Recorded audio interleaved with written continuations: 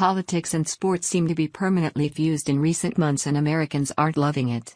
Social media has allowed anyone who has the ability to amass a large fan base to preach to those fans about politics, and to be perfectly honest, it's getting old.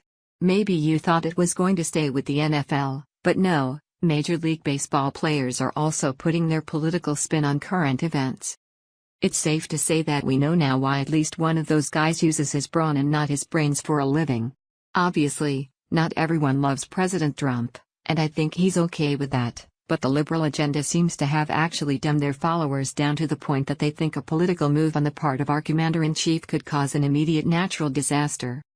Breitbart News reported on one MLB player's diagnosis of the recent weather issues that the southern United States have been having. Mets pitcher Noah Syndergaard has leapt into the global warming debate by saying that the recent hurricanes are a sort of revenge exacted by global warming due to President Trump's decision to leave the Paris Climate Accord. Syndergaard jumped to Twitter to insinuate that the hurricanes slamming the U.S. is karma. U.S. pulls out of Paris Climate Accord. Then hit by 4 hurricanes in 6 weeks. Global warming karma? Syndergaard tweeted on Monday, U.S. pulls out of Paris Climate Accord. Then hit by 4 hurricanes in 6 weeks. Global warming karma? Syndergaard added a hashtag identifying himself as a Texan and a Republican. Needless to say, the leader of the free world has a lot of power. But even Trump can't stand on the White House lawn and summon the powers of the air and sea. And the elements certainly aren't actually paying attention to executive orders that cross the president's desk. The other possibility that Syndergaard actually thinks the effects of the United States removing itself from the accord have already come to fruition.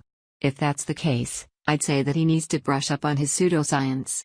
Even the most extreme of the inconvenient truth followers don't think that we are working our warming magic on the planet that quickly.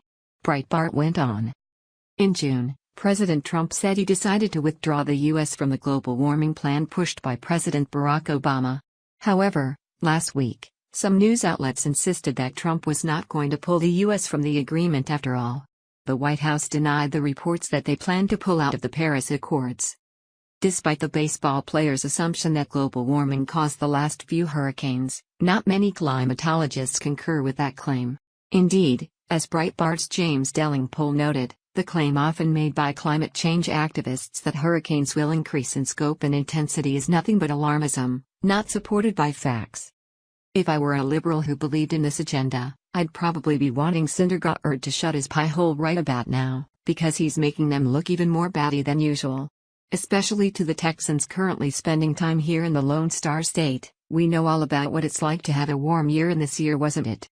It's sad that while some professional athletes like J.J. Watt with ties to Texas are doing incredible amounts of good for the recovery process from Hurricane Harvey, this guy who claims to be a Texas native is pointing fingers and cracking jokes. The joke will be on him though when his Twitter followers get done trolling him for his ridiculous claims. Joe.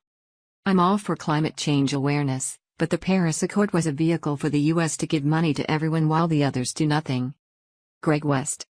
Hurricanes have been hitting the U.S. before the U.S. was even a country. Ever heard of history? To be fair, he doesn't have to stick to playing baseball. Just like any American, he's allowed to voice his opinion on anything. But considering the amount of logic he seems to employ, just because he can voice his opinion doesn't mean he should.